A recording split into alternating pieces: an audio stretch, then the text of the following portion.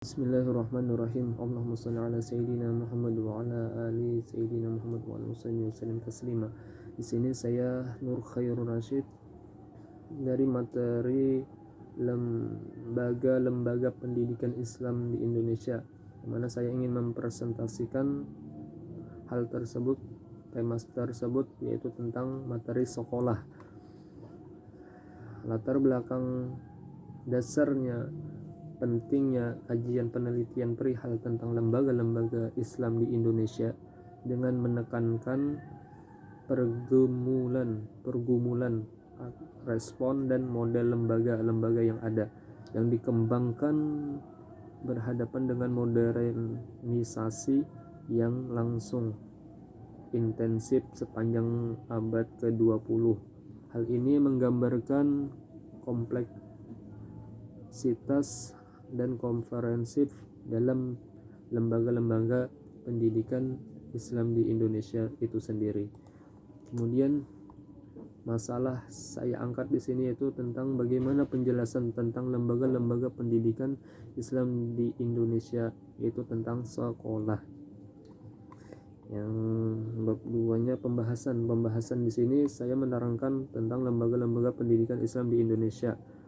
Pertama yaitu tentang sekolah. Sebelum membahas lembaga-lembaga pendidikan Islam itu sekolah, kita perlu mengetahui dulu lembaga pendidikan adalah lembaga. Pendidikan itu adalah lembaga atau tempat berlangsungnya proses pendidikan yang dilakukan dengan tujuan untuk mengubah tingkah laku individu ke arah yang lebih baik melalui interaksi dengan lingkungan sekitar. Contohnya seperti interaksi guru kepada murid, interaksi murid kepada murid, pokoknya bersosial itu dalam kurung supaya si murid atau si orang itu berperilaku baik.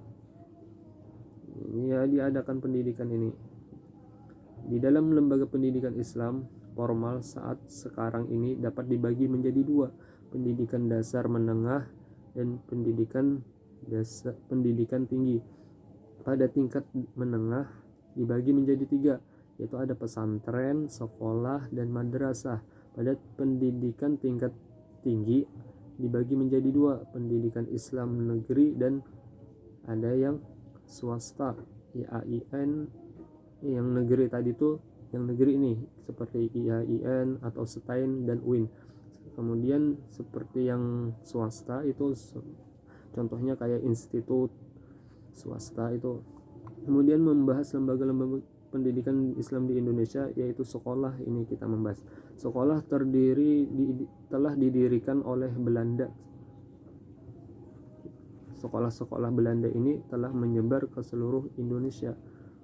Di sekolah Belanda tersebut tidak diajarkan mata pelajaran yang namanya agama. Pada saat itu ada dilajari tentang agama waktu zaman Belanda, sesuai dengan kebijakan pemerintah Belanda itu sendiri. Netral ada dibelajari tentang agama.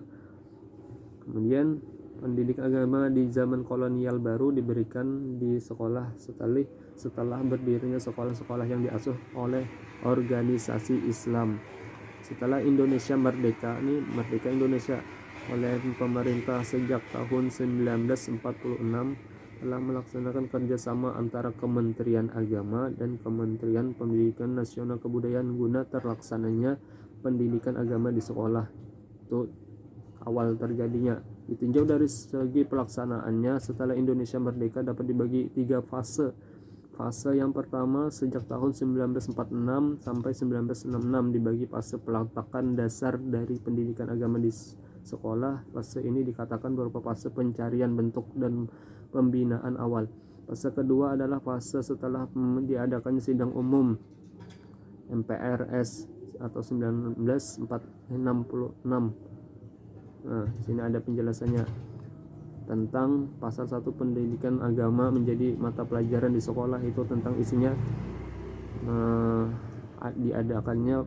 ditetapkannya pendidikan agama itu menjadi pelajaran di sekolah dasar, sekolah SD, sekolah dasar pokoknya sampai ke universitas perguruan tinggi, untuk memperkuat pendidikan agama, yakni poin A berbunyi mempertinggi mental, kedua moral, dan ketiga budi pekerti, dan keempat memperkuat keyakinan agama orang itu sendiri.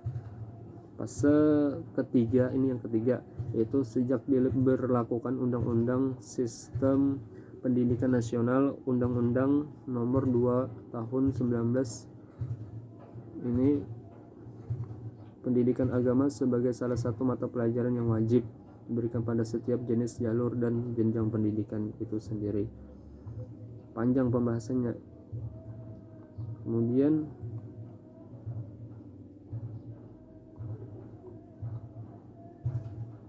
disebutkan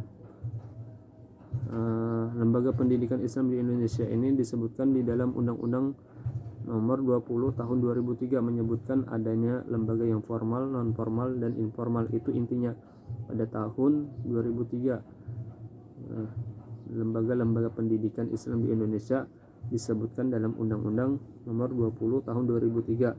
Maka itu terpecah, ada yang formal, non formal, dan informal.